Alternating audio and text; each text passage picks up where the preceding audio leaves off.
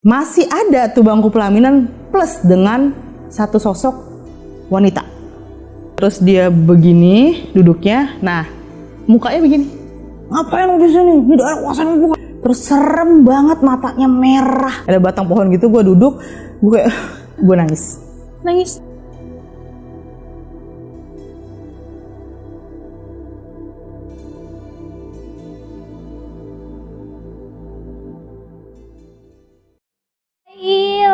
Hai, apa kabar lu? Alhamdulillah, baik. Oh iya, gue kemarin nonton tuh video YouTube lu yang lu jadi hostnya. Bagus banget, cuman ceritanya serem-serem banget, tapi seru sih, gue nontonnya. Iya dong, seru. Iya, seru banget. Iya, gue aja sampai merinding dengan ceritanya Kak Eka. Pastinya dong gue nonton, kan gue udah subscribe, jadi setiap lu upload video, gue ada notifnya. Oke, bener ya nonton. Makasih ya. Iya, sama-sama. Bye. Bye. Halo teman kisah. Kembali lagi dengan gue Ilva di channel Kisah Pendaki. Kali ini gue kedatangan lagi dengan pendaki wanita yang kemarin waktu itu loh. Masih inget kan? Si Kak Eka yang cerita di Gunung Gede itu, yang dia ngeliat banyak makhluk. Kali ini dia datang lagi untuk menceritakan kisah gunung, tapi bukan di gunung itu lagi, di gunung lain. Langsung aja yuk kita panggil Kak Eka. Hai Kak Eka. Hai. Apa kabar Kak? Baik-baik, sehat. Oke, ada cerita lain lagi Kak di gunung yang beda? Ada nih. Ada, oke. Langsung aja mungkin ya? Boleh? Oke teman-teman, langsung aja kita dengerin kisah dari Kak Eka.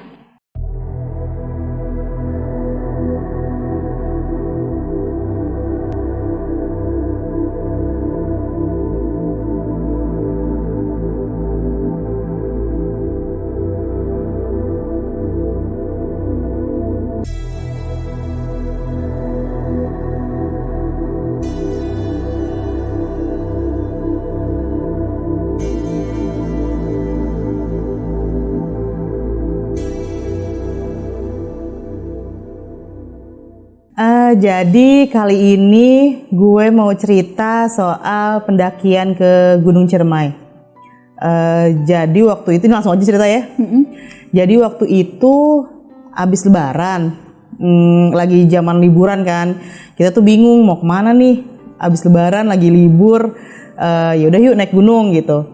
Nah kali ini gue naik gunung itu berenam yang kebetulan ceweknya juga cuma gue doang sendiri gitu. Jadi waktu itu teman-teman pendaki cewek lagi pada nggak bisa kan, karena waktu itu mungkin masih lebaran, jadi mereka punya acara masing-masing.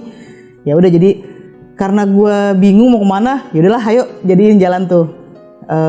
Kita ke Ciremai. Sebenarnya gue itu takut ke Ciremai. Kenapa takut Kak?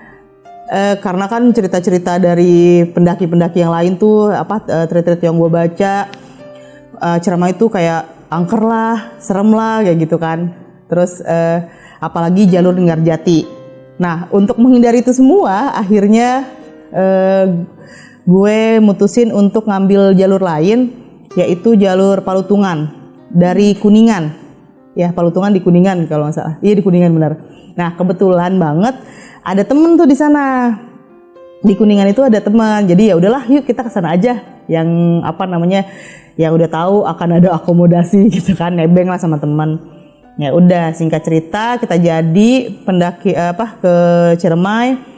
Terus waktu itu sampai ke pos pendakian itu udah jam 12 siang. Ya, udah jam 12 siang kita dijemput sama teman gue yang orang Kuningan itu. Dijemput, terus diantar, dijelasin. Terus temen tuh bilang, nanti kalau kesorean atau kemalaman jangan ngecamp di pos 4 ya. Pos 4 tuh Arban namanya. Arban tuh apa sih? Ya namanya sih, kalau sejarahnya gue juga belum paham kan. Pokoknya dia berpesan gitu, jangan ngecamp di pos 4. Cuma ya udahlah, oke, ya nggak ngecamp di sana gitu.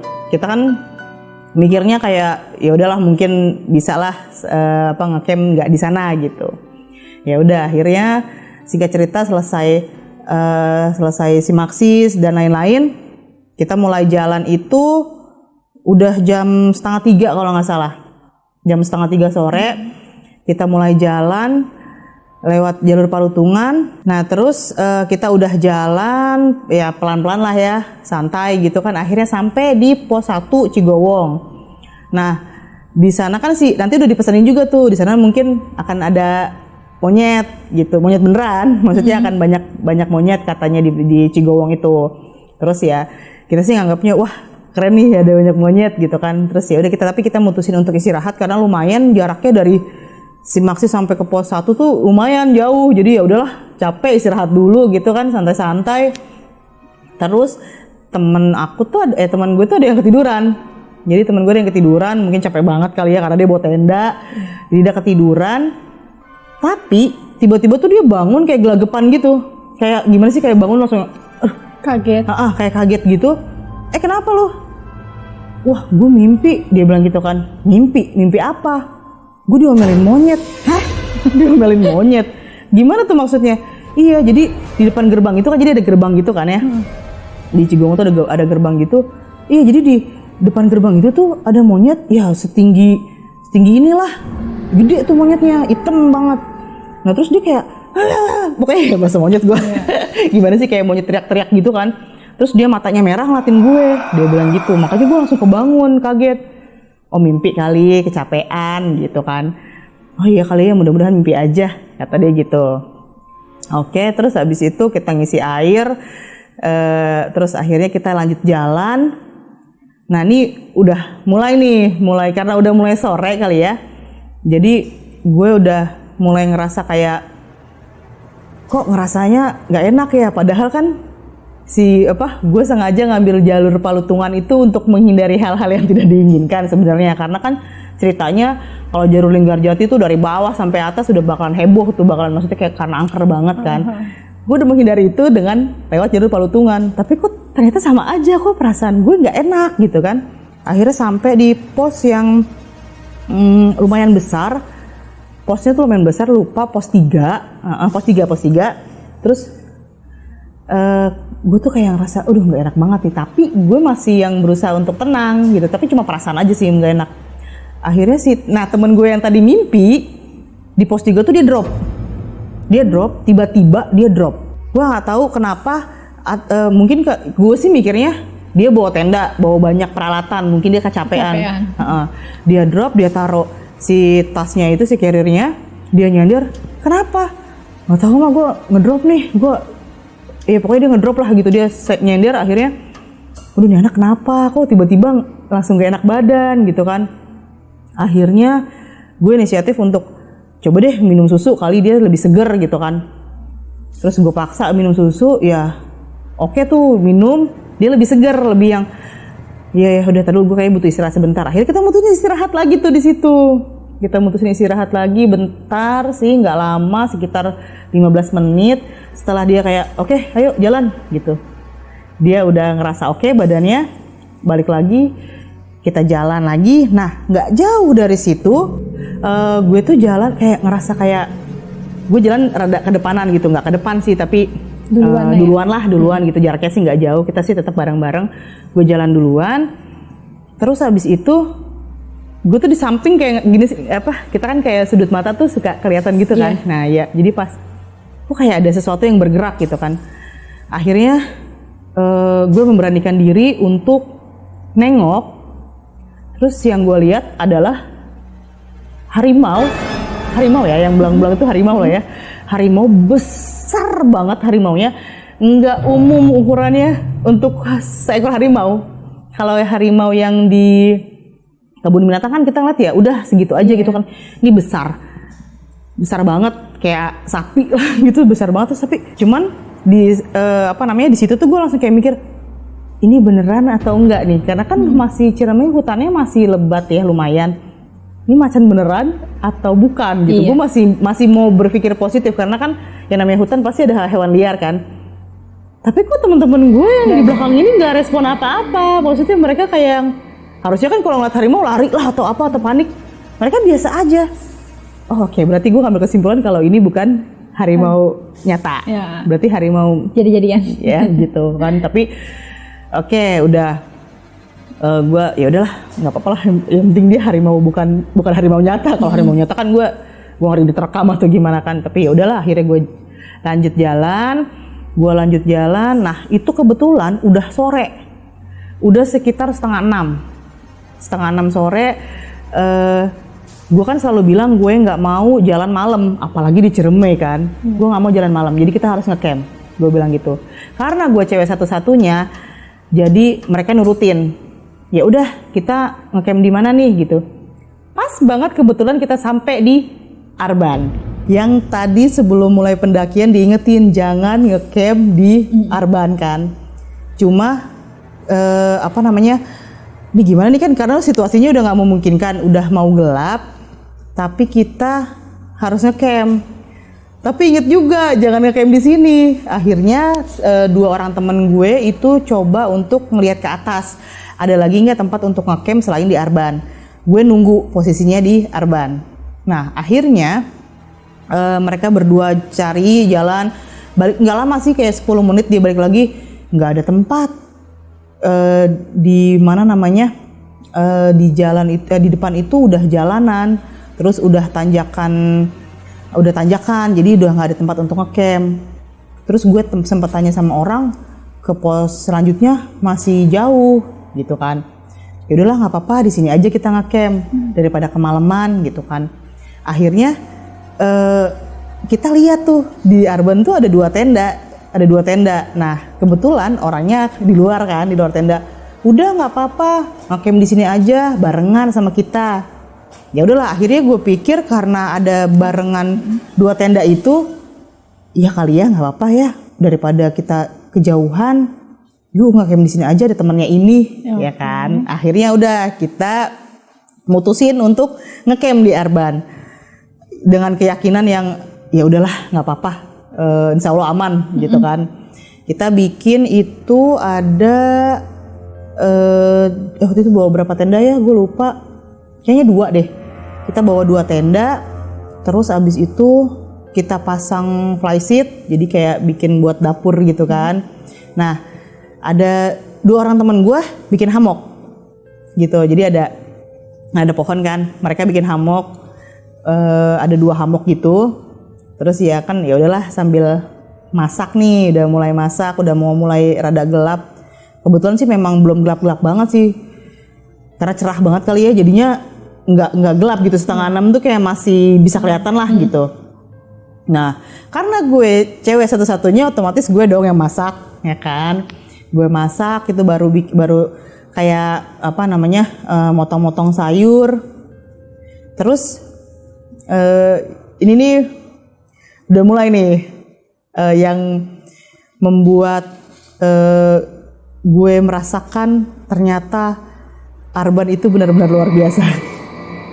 Jadi kita mulai masak, gue mulai masak. Yang tadi sama tuh, gue jadi kayak ngelihat sesuatu di sudut mata gue kan. Nengok gak ya? Terus akhirnya gue mutusin untuk nengok. Ada pohon besar, di Arban tuh ada pohon besar 2. Ada 2 pohon besar gitu. Terus pas gue nengok ke arah pohon besar itu, jadi kita tenda itu menghadap ke sana. Jaraknya sih lumayan jauh dari si pohon besar itu, si tenda kita itu kan. Terus gue nengok ke arah pohon itu, lo tahu apa yang gue lihat? Apa itu? Gue ngeliat bangku pelaminan. Bangku pelaminan? Iya, bangku pelaminan yang untuk pengantin ya. Iya. Ya, yang 2 orang itu. Itu bangkunya berada di atas tengah-tengah si pohon itu. Jadi kan pohon besar nih. Nah, itu si bangkunya tuh melayang gitu di antara si pohon 2 itu. Terus kayak gue shock kan, apa nih kok bangku sih gitu, kok pelaminan gitu kan. Itu kelihatan jelas Kak? Jelas banget, itu bangku pelaminan, warnanya merah, terus kayak ada list goldnya gitu loh, ada list emasnya gitu kan. Terus apa nih kok bangku sih gitu kan. Udah gue nunduk, gue coba untuk fokus dan ngelanjutin masak gitu kan, ngelanjutin si motong-motong sayuran. Terus gue masih penasaran, ini benar nggak sih yang gue lihat, si pelaminan. Terus akhirnya akhirnya gue mutusin memberanikan diri untuk nengok lagi.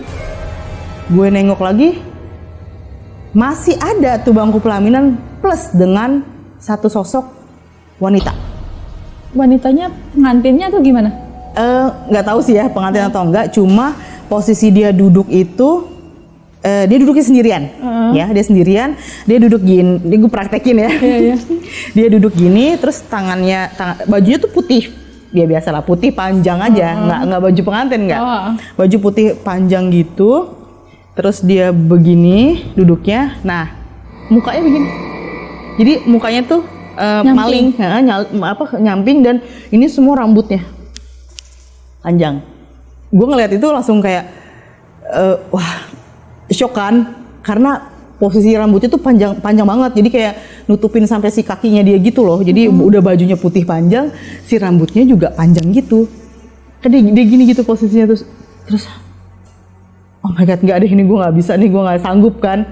Akhirnya gue langsung loncat masuk ke dalam tenda, gue lempar tuh pisau yang gue pegang, gue langsung lompat ke dalam tenda. Gue langsung masuk, gue ambil sleeping bag, gue langsung masuk sleeping bag.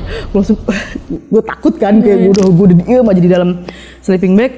Terus teman gue kaget kan, teman-teman gue kaget dong otomatis. Kenapa gue tiba-tiba langsung masuk kan? Terus kayak ada yang datengin gue, mak, lo kenapa? Kenapa mak? Bangun mak, kenapa lu? Nggak apa-apa, gue meriang. Jadi gue bilang aja gue dingin gitu kan. Nggak tau gue tiba-tiba meriang nih, tiba-tiba gue dingin. Oh gitu, lu dingin? Iya gue dingin banget gue. Udah jangan ganggu gue, udah lu keluar aja nggak apa-apa. Lanjutin tuh masak. Gue bilang gitu kan. Dih aneh banget lu, kata dia gitu kan. Udah bodo amat, pokoknya gue dingin, gue mau tidur aja. Oh yaudah oke gitu kan. Akhirnya mereka yang lanjutin masak, gue nggak tahu lagi terusannya gimana karena gue kayaknya sih ketiduran. Tiba-tiba gue dibangunin, terus kayak mak bangun, makan dulu gitu kan. Apa namanya? Oh ya, gue perlu jelasin dulu. Waktu pas yang gue cerita di Gunung Gede, gue kan paling muda. Yeah. Nah, kalau yang ini gue paling tua. Jadi mereka manggil gue emak. Okay. Gitu. Jadi biar lu nggak bingung kan. Terus mak bangun, makan dulu. Ini udah mateng, gue masak kalau temen-temen gue gitu kan. Oh, yaudah oke.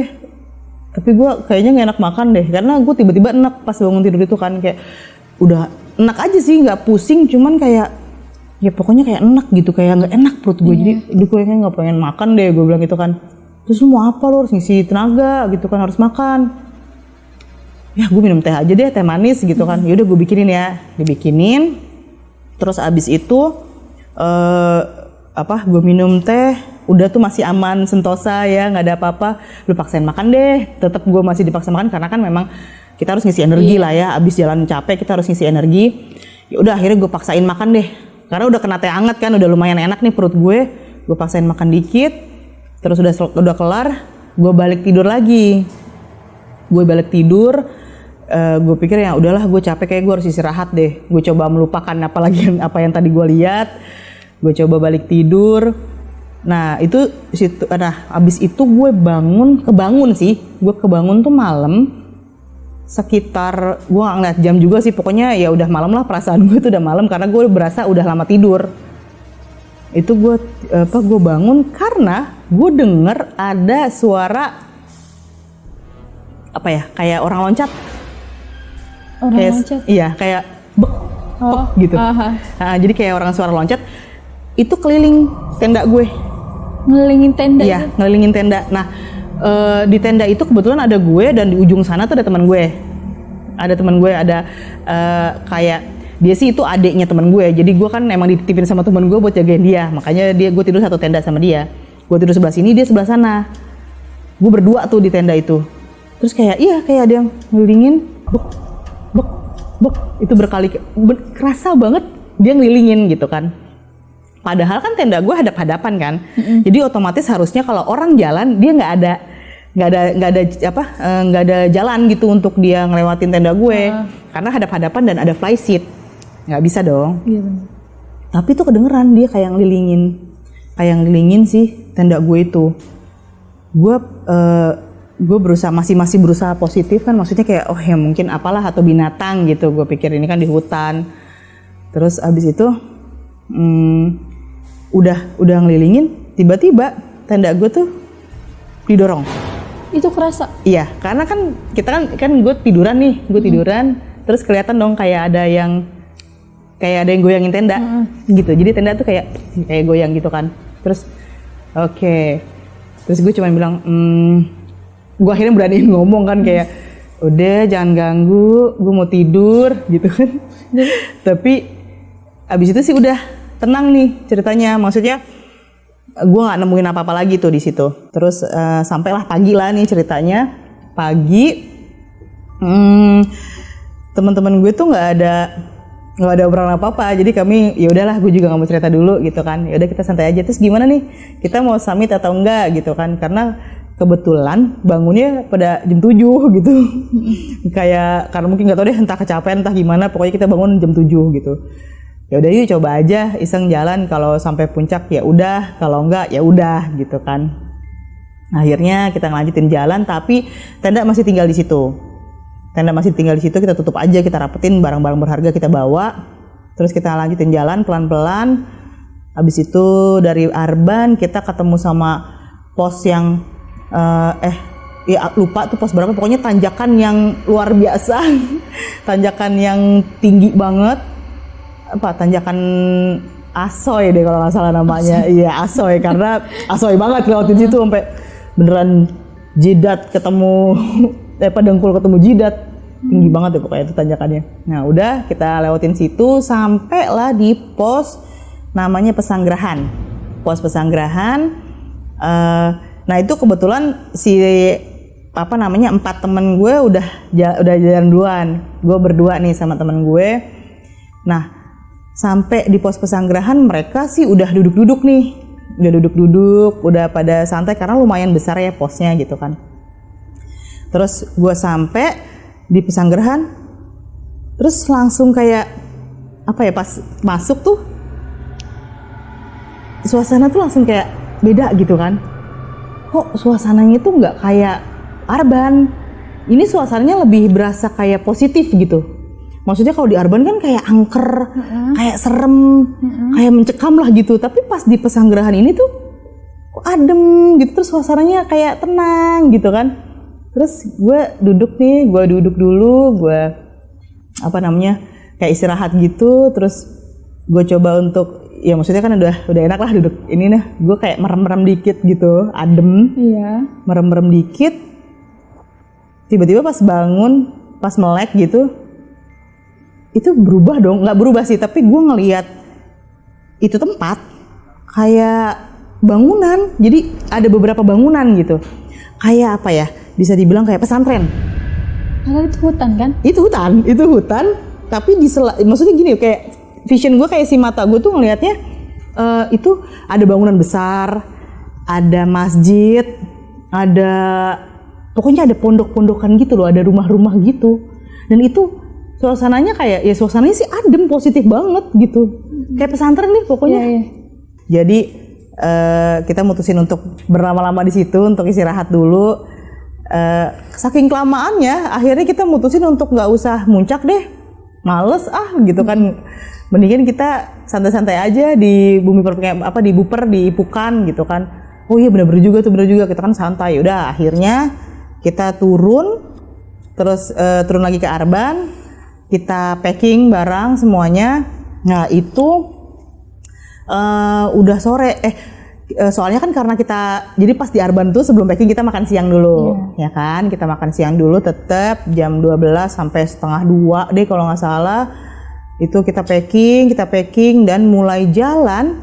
Itu akhirnya karena saking kesantaian kan, akhirnya kita mulai jalan tuh sekitar jam 3 sore deh kalau nggak salah ya. Mulai turun dari Arban, kalau nggak salah tuh jam 3-an atau setengah 3 deh, lupa pokoknya.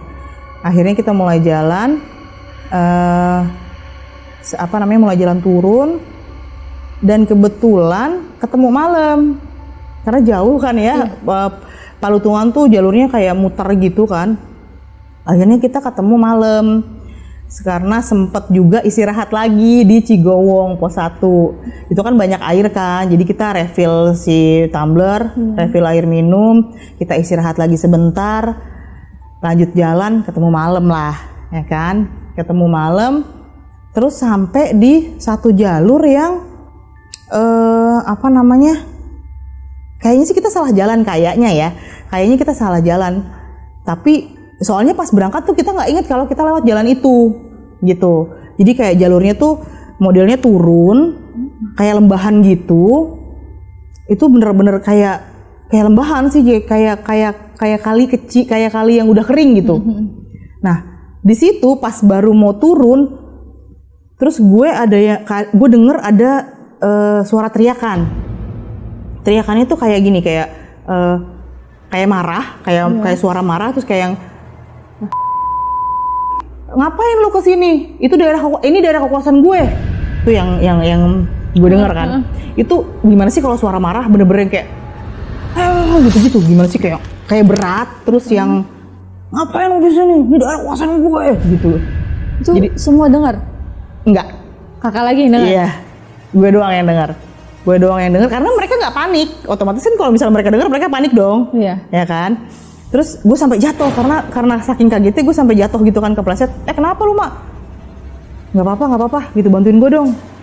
Oh iya. Udah, akhirnya gue dibantuin jalan. Terus gue bilang, gue mau pegangan sama lu. Kenapa? Nggak, udah gue mau pegangan. Nah, kenapa? Karena jadi di jalur yang gue jalanin itu, di sebelah kanan itu kan ke bawah tuh nggak kelihatan tuh itu apa, gelap banget. Tapi gue ngeliat satu sosok nenek-nenek yang mukanya tua lah, nenek-nenek, tapi berantakan banget. Rambutnya putih tapi yang udah berantakan banget. Bajunya tuh bukan kebaya sih, gue apa ya itu nyebutnya. Pokoknya bajunya tuh compang-camping gitu loh. Baju compang-camping, terus serem banget, matanya merah nyala. Dia tangannya, posisinya tuh tangannya diikat rantai. Gue ngeliat banget tangannya diikat rantai. Gue nggak tahu, gue ngeliat kakinya, tapi gue cuma ngeliat kayak tangannya diikat rantai gitu, kayak kayak gitu loh, kayak ke gue tuh kayak gitu, karena kan gue jalan di depannya dia kan. Terus oh my god, ini apa nih? Aduh ya Allah, ini apa nih? Gue tuh kayak pengen neriakin juga, cuman kan di situ gue ada rombongan. Kalau gue tiba-tiba teriak-teriak begitu, takutnya mereka panik dan mereka kabur ya kemana-mana gitu kan. Yeah. Makanya gue tahan. Jadi gue cuma pegangan doang sama temen gue. Gue diemin tuh dia teriak-teriak ke gue. Bodo amat gitu kan. Itu belum. Jadi teriakan yang tadi tuh cuma awalan. Selanjutnya tuh dia kayak yang, berani ngomong gue, kayak gitu loh. Tapi dia karena dia di rantai, jadi dia nggak bisa maju ke arah gue, gitu. Terus akhirnya udah berhasil lah ngelewatin lembahan itu kan. Gue rada naik lagi, terus gue turun, udah jalan lurus. Gue bilang, berhenti dong sebentar, gue bilang gitu kan ya. Oh yaudah, kenapa gitu kan, bentar. Gue langsung duduk, ada batang pohon gitu, gue duduk, gue nangis karena gue nahan kesel, nahan takut gitu. Jadi gue nangis dulu, gue sempet nangis.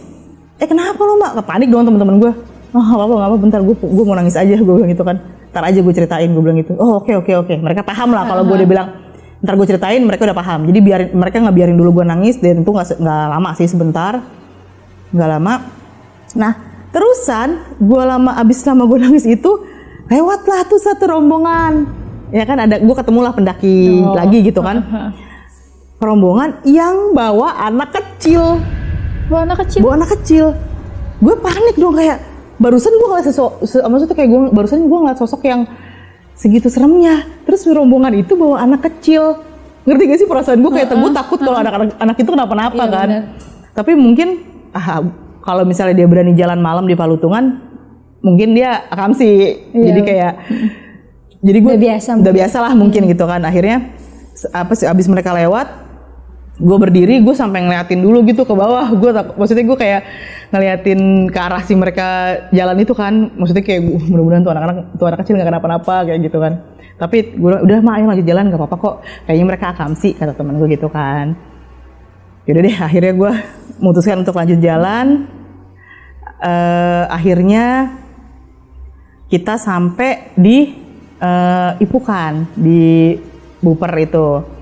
Terus ya udahlah, kita sampai di sana, kita bangun tenda lagi, karena kan nggak mau langsung pulang kan. Kita bangun tenda lagi, kita santai-santai, ngeliat view-nya kan bagus banget tuh, city light. Jadi ya udahlah, kita mutusin untuk ngecamp semalam lagi di Ipukan. Nah kan akhirnya kita sampai di Ipukan, kita bangun tenda, kita udah santai, udah bersih-bersih juga. Terus di situ kita mutusin untuk cerita-cerita kan, pengalaman-pengalaman kita tadi selama di jalan gitu kan. Ya udah akhirnya gue mutusin untuk cerita ke mereka. Gue cerita semuanya soal soal pelaminan, soal macan, harimau, sama soal yang terakhir tadi tuh yang nenek-nenek dengan mata merah melotot gitu kan. Gue cerita semuanya tuh ke mereka kan. Terus akhirnya ternyata temen gue juga ngalamin malam itu pas kita ngecamp di Arban. Jadi kan tadi kan ada temen gue yang bikin hammock tuh. Nah, dia tidur di hammock. Jadi malam-malam dingin di gunung dia tidur di hammock. Emang dasar aja temen gue juga kan ngaco. Ya udah akhirnya dia tidur kebetulan tuh yang tidur di hammock tuh berdua. Jadi 2 orang yang tidur di hammock. Jadi atas bawah gitu kan. Nah, yang di atas itu dia gini, tiba-tiba pas malam tuh dia mau buang air kecil. Dia melek dong, kan abis tidur gitu terus dia melek, tapi itu gelap. Jadi dia tuh udah melek, dia tahu dia udah melek, tapi tetap gelap gitu kan. Dia merem terus dia melek lagi masih gelap juga. Terus akhirnya dia baca-baca bisa surat-surat yang dia bisa. Terus akhirnya pas dia melek terus kayak gini, terang dong, udah kelihatan nih ceritanya dia udah bisa melek nih. Dia langsung loncat dari hammock. Terus dia langsung nyari tempat untuk buang air kecil kan. Gak taunya itu semua celananya udah kebuka. Jadi dia pakai gesper, dia pakai celana yang ada kancing dan resleting, itu semua udah kebuka. Jadi si gespernya udah kebuka, kancingnya udah kebuka, resletingnya udah kebuka. Terus dia langsung bingung dong, kayaknya gue nggak buka deh, karena kan dia tidur tutupan pakai sleeping bag, ya kan? Kok udah kebuka sih dia gitu kan? Akhirnya dia nggak jadi pipis karena dia ketakutan, dia langsung masuk tenda. Dia nggak tahu lagi tuh karena saking ketakutannya dia karena dia nggak merasa buka si gespernya dia. Ya gesper kan kenceng banget kan, maksudnya gimana sih caranya bisa kebuka gitu kan? Kalau dia tidur gesek-gesuk masa ya si gesper kebuka gitu kan? Udah dia akhirnya lupa mau pipis, udah bodo amat, dia akhirnya dia langsung cabut, dia masuk ke dalam tenda, udah dia tidur. Nah, dia juga denger ada yang ngelilingin tenda. Dia juga dengar. Yang loncat-loncat ya? Iya, yang loncat-loncat tadi itu dia juga dengar. Ternyata, terus kan kayak, wah, apa sih ini? Maksudnya kok kita dapat pengalamannya di Ciremai heboh banget gitu kan? Terus nggak heboh sih, cuman kayak ngerti nggak sih? Pelaminan lah, terus ada si nenek-nenek itu gitu. Terus ternyata yang si ngelompatin tenda itu bukan cuman gue yang dengar, ternyata teman gue itu juga dengar juga gitu. Cuman emang kan ya pendakian ini kan emang bukan modal nekat sih, tapi kayak yang tadinya gue takut mau naik Ciremai tapi memberanikan diri, ya dapat cerita kayak gitu ya lumayan shock lah gitu. Tapi abis itu sih udah nggak ada cerita lagi, udah itu doang. Oh iya Kak, tadi kan Kakak bilang ada pelaminan yang di atas pohon itu ya, terus ada sosok wanita. Apakah ada sangkut pautnya sama teman Kakak yang itu, yang sletingnya kebuka itu Kak? Oh, itu sih nggak tahu ya, mungkin juga ada hubungannya, mungkin enggak. Karena kan awalnya pas dia bilang dia buka mata kan gelap tuh, dia nggak bisa ngeliat apa-apa. Ya gue sih nggak bisa mastiin kalau dia ditindihin atau gimana kan, cuma ya ada kemungkinan juga kan dia ketindihan sama satu sosok jadinya dia nggak bisa ngeliat apa-apa. Karena memang dia juga ngerasanya kayak berat gitu, kayak bener-bener ketindihan. Cuman akhirnya dia baca-baca, dia berhasil buka mata, ya udah akhirnya dia nemuin si gesper dan sletingnya udah kebuka. Gue sih nggak bisa mastiin, cuman ya kali aja ada hubungannya. Sama ini, tadi kan Kakak bilang ada sosok nenek-nenek yang dirantai. Dia kan manggil Kakak dengan sebutan satu nama tuh. Apa mungkin nenek-nenek itu kenal sama Kakak? Gimana ya kalau dibilang kenal sih? Karena kan yang dipanggil itu dia dia manggil gue dengan sebutan nama itu kebetulan nenek gue. Tapi bukan nenek gue banget, jadi kayak neneknya lagi gitu. Jadi kayak buyut gue. Pokoknya atasnya lagi ya, pokoknya kayak keturunan lah gitu. Nah, ada kemungkinan mungkin dia si nenek itu kenalnya sama si nenek gue, karena kan dia manggilnya pakai nama nenek gue kan. Mungkin dia melihat gue dengan sosok si nenek gue kali. Jadi makanya dia langsung bilang kayak, ngapain lu di sini, ini daerah kekuasaan gue, karena mungkin dia ngeliatnya gue adalah nenek gue, mungkin sih gitu ya. Mungkin dia kenalnya sama nenek gue mungkin. Gitu. Pertanyaan terakhir nih Kak, apa yang membuat Kakak berani ke Gunung Ciremai? Padahal nih banyak mitos-mitos yang misterinya gitu di sana. Bener sih, sebenarnya itu kan kayak berat banget kan di awal gue buat ngelangkahin kaki ke Ciremai karena udah terlalu sering dengar cerita-cerita yang cerita-cerita horor, cerita-cerita mistis. Tapi karena waktu itu juga abis Lebaran dan gue pikir pasti akan penuh di mana-mana, nggak ada tujuan yang kalau ke Gunung Gede pasti rame, kalau ke Papandayan apalagi, coba ke Ciremai kali nggak rame gitu kan, ya kali aja nggak rame. Terus masa sih segitu angkernya, maksudnya bukan penasaran sih tapi kayak pengen tahu aja gue seberapa maksudnya kayak akan pengalaman apa nih yang gue akan dapat di Ciremai gitu sih. Soalnya kan sebenarnya gue udah milih untuk nggak lewat Linggarjati yang terkenal kanker, gue udah milih ke Palutungan, ternyata lebih heboh pengalaman gue di Palutungan gitu sih. Jadi ya untuk nambah pengalaman aja sebenarnya. Oke teman kisah, sekian cerita dari Kak Eka tentang Gunung Ciremai. Banyak hikmah yang diambil dari cerita tersebut. Oh iya, BTW, gue makasih nih buat Our Memory Box Studio yang udah nyediain tempat buat gue. Ini lokasinya di Jakarta Garden City. Dan jangan lupa ya, di subscribe channel ini, like, comment, and share. Oke Kak Eka maka. Lah, Kak Ekanya kemana? Bukannya tadi ada di sini? Ih kok gue merinding ya?